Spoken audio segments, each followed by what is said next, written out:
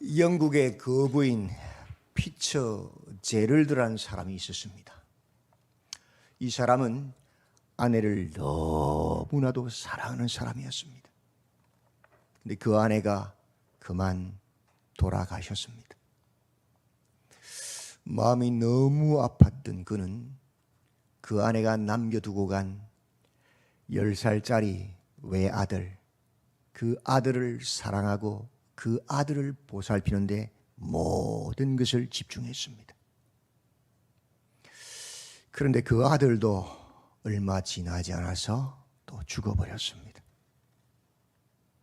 너무 상심한 그는 그때부터 유명한 그림들을 모으는 취미를 생기고 그 취미로 모든 스트레스를 푸는 것 같습니다. 그래서 그때부터 유명한 그림 수집가가 되었습니다.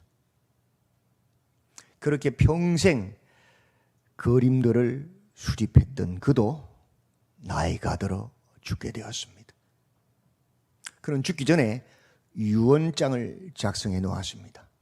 자신이 죽으면 이제 자식이 없으니까 그 재산을 어떻게 처리할 것인가를 기록해 놓았습니다. 또 자기가 평생 수집했던 그 그림들을 어떻게 할 것인지도 기록해 놓았습니다. 내가 죽으면 이 그림들을 다 경매 처리해라. 그렇게 유언을 남겨 놓았습니다. 그래서 그 유언을 따라 그가 모았던 그 수많은 그림들을 경매 처리하기로 했습니다. 경매가 이루어지기 전에 그 전시관에 그 많은 수집했던 명그림들을 다 전시해 놓았습니다. 많은 사람들이 볼 수 있도록. 그런데 그 많은 명화들 가운데 너무 초라하고 보잘것없는 그림이 하나 있었습니다. 그 그림의 제목은 내 사랑하는 아들입니다. 내 사랑하는 아들. 피처 제럴드의 그 외아들의 사진인데 시골에 이름 없는 무명 화가가 그냥 그린 거라서 너무 볼품없는 그림이었어요. 아무도 그 그림에는 관심을 갖지 않았습니다. 그리고 경매일이 되었습니다. 제1번 경매 물건이 올라온 게 뭐냐? 바로 내 사랑하는 아들 그 그림이었습니다. 너무 볼품없고 초라해서 아무도 사려고 하지 않습니다. 한참 지나서 제일 뒤에 서 있던 한 늙은 초라한 노인이 손을 듭니다. 그 그림을 제가 살 수 있을까요? 그 손을 든 초라한 노인은 누구냐? 피처 제럴드의 종이었습니다. 그 아들을 죽기까지 돌봤던 종이었습니다. 그는 가난했기 때문에 자신의 모든 재산을 팔아서 그 내 사랑하는 아들이란 그림을 샀습니다. 그때 그의 유언장을 집행하던 그 변호사가 모든 경매를 중단시킵니다. 그리고 그의 유언장을 소리 높여 외칩니다. 누구든지 내 아들의 그림을 사는 사람이 내 모든 소장품을 다 가지도록 해주시오. 이 그림을 선택하는 사람은 내가 가장 소중히 여기는 것이 무엇인지를 아는 사람임에 틀림이 없으므로 이 모든 것을 가질 충분한 자격이 있을 것입니다. 라고 유언장이 공개됩니다. 그 모든 작품 누구 겁니까? 예, 그 초라해 보이는 그의 종의 것이 되었습니다. 저는 이 이야기를 통해서 하나를 깨달았습니다.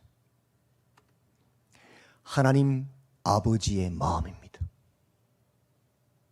누가 하나님의 소유, 하나님의 나라를 누리고 들어갈 수 있는가?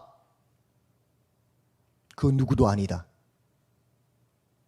하나님이 가장 소중히 여기는 그 외아들 예수님을 나의 주인으로 그 예수님의 통치를 받는 자만이 하나님의 모든 소유, 하나님의 나라, 그 나라에 들어가고 누릴 수 있다는 것입니다. 우리는 그리스도인입니다. 그리스도인이란 예수 그리스도께 속한 사람이란 뜻입니다. 우리는 하나님이 가장 소중히 여기시는 그 예수에 속한 사람, 그리스도인입니다. 예전에는 첫 아담에게 속했습니다. 그래서 첫 아담과 같이 내 이름을, 내 나라를, 내 뜻을 찾고 구하고 요구했습니다. 그게 죄지요. 그러나 이제는 하나님의 가장 소중한 외아들 예수님을 만남으로 바뀌었습니다. 내 이름이 아니라 하나님의 이름을요. 내 나라가 아니라 하나님의 나라를요. 내 뜻이 아니라 하나님의 뜻을 찾고 구하는 하나님의 말씀을 따르는 사람이 되었습니다. 그것이 거듭난 겁니다. 그것이 변화입니다.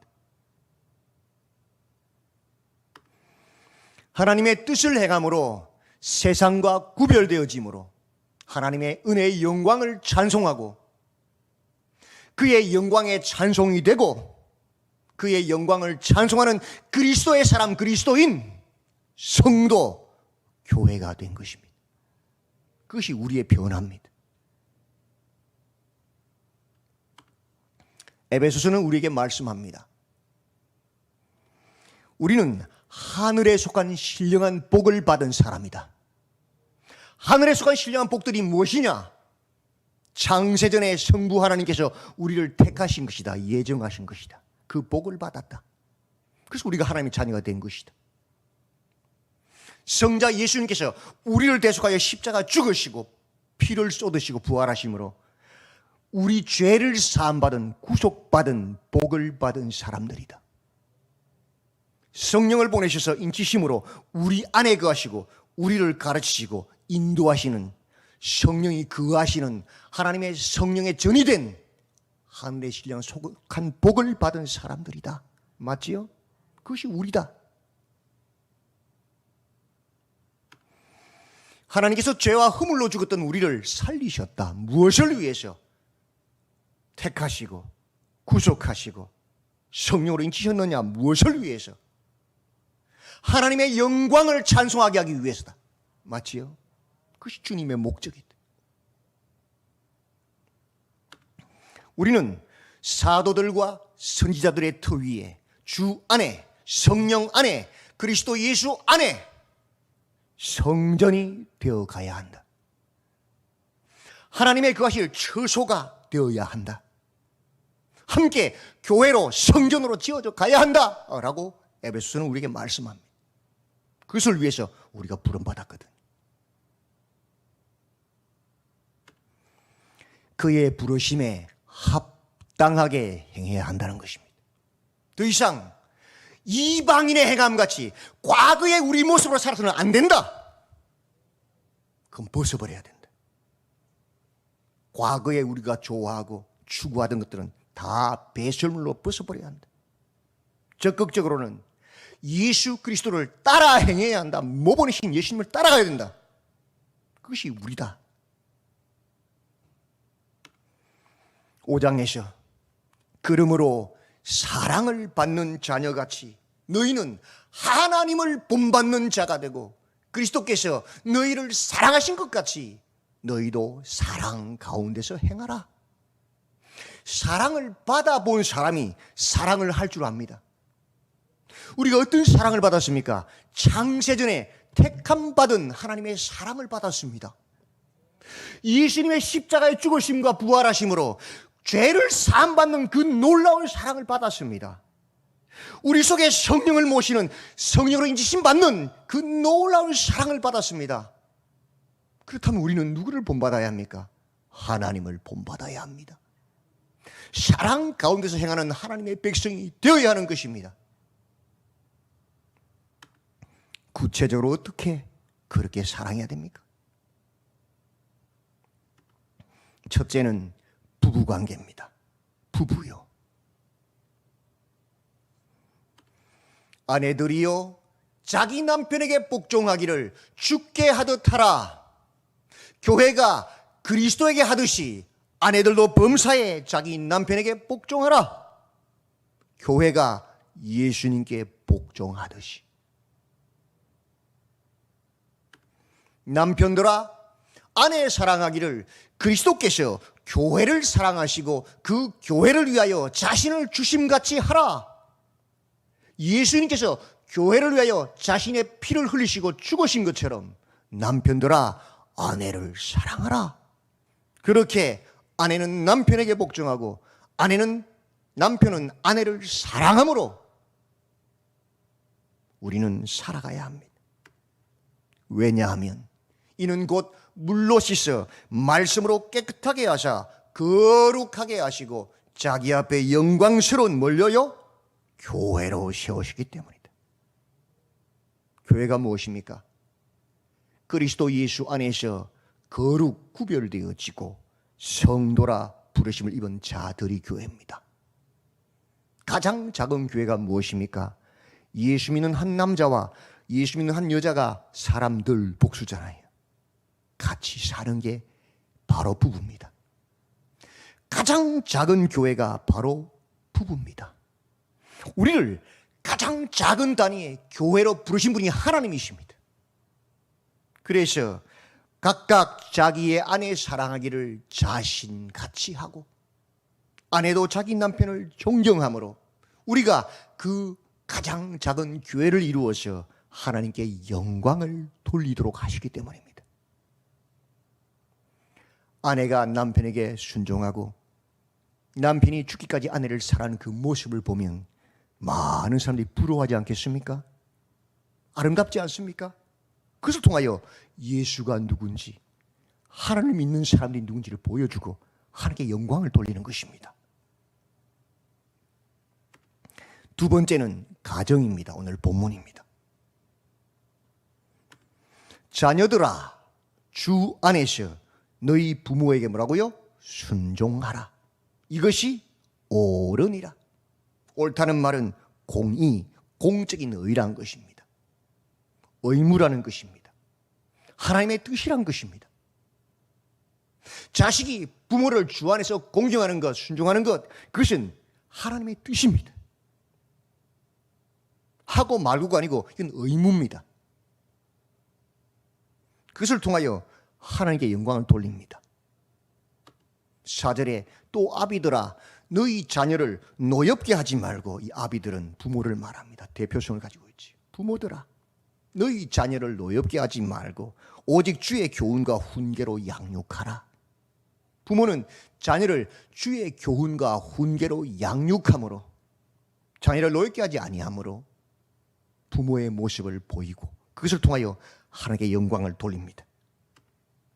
가정은 하나님이 세우신 가장 작은 단위의 교회 부부보다 더 높은 바로 위의 단계인 교회입니다. 가정교회라고 하지요. 그렇게 자녀는 부모를 공경하고 부모는 자녀를 하나님의 말씀으로 양육함으로 그 가정이 아름다운 가정, 하나님의 성령, 하나님의 교회가 되어서 하나님께 영광을 돌리는 것입니다. 그렇게 살아가는 가정을 보면 많은 사람이 칭찬하고 부러워하지 않습니까? 그것을 통하여 하나님의 주인 되신 교회의 가정을 하나님을 찬양하게 되는 것입니다. 2절입니다. 내 아버지와 어머니를 공경하라. 이것은 뭐라고요? 약속이 있는 첫 계명이다. 약속이 있는 첫 계명. 출애굽기에 보면 20장에서 10계명을 주시면서 1계명부터 4계명까지는 하나님께 대한 계명이죠. 하나님 외에 다른 신을 섬기지 마라. 다른 말로 하나님을 경외하라는 것입니다. 그러나 5계명부터 10번째 10계명까지는 사람을 향한 계명입니다. 그 계명의 첫 번째 계명이 5계명이에요. 내용이 무엇입니까? 내 부모를 공경하라는 겁니다. 근데 이 첫 계명인 내 부모를 공경하라는 그 계명에는 그리하면이라는 약속이 붙어 있어요. 다른 데는 약속이 없는데 여기엔 약속이 붙어 있어요. 읽어볼까요? 시작. 내 하나님 여호와가 내게 준 땅에서 내 생명이 길리라. 네가 부모를 공경하면 내가 준 땅에서 내가 장수할 것이라는 약속이 딱 붙어 있어요. 왜 여기에는 이 약속이 붙어 있습니까? 그만큼 중요한 계명이란 것입니다. 1계명, 하나님을 경외하는 계명과 내 부모를 공경하는 계명은 같다는 거예요.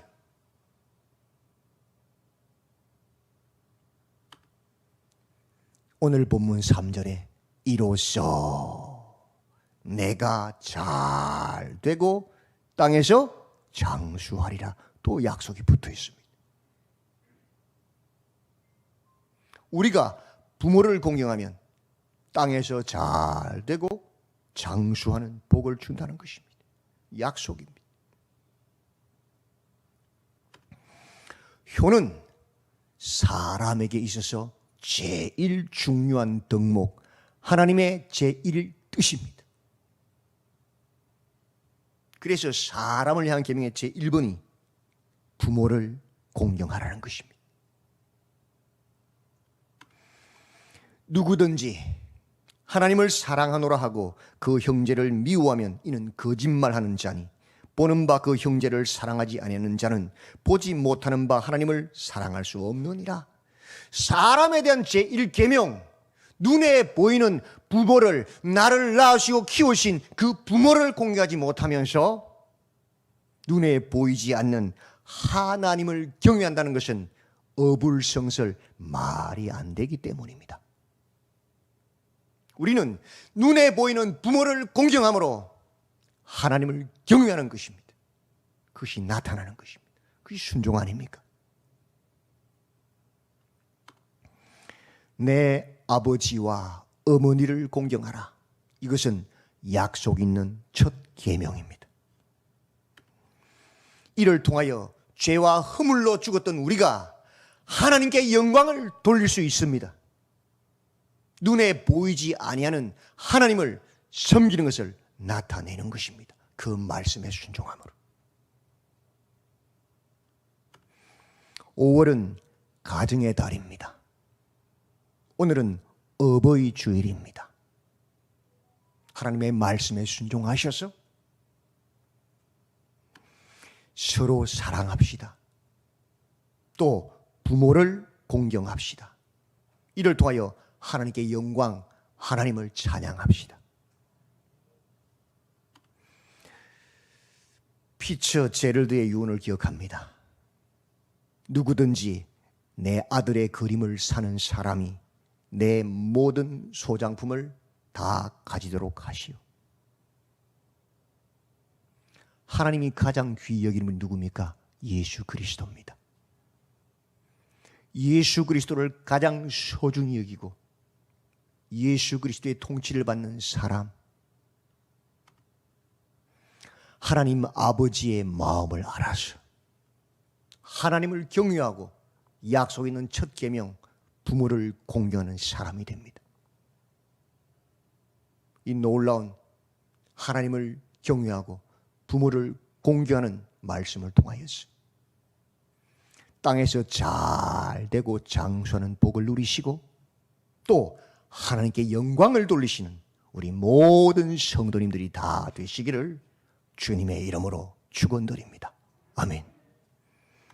하나님, 우리를 부르셔서 하나님의 자녀 삼아주시고 또 우리에게 하나님을 경외하고 부모를 공경하라 말씀하시는 그 말씀을 통하여서 우리가 땅에서 잘 되고 장수하게 하셔서 하나님의 영광을 드러내게 하시는 주님을 찬양합니다.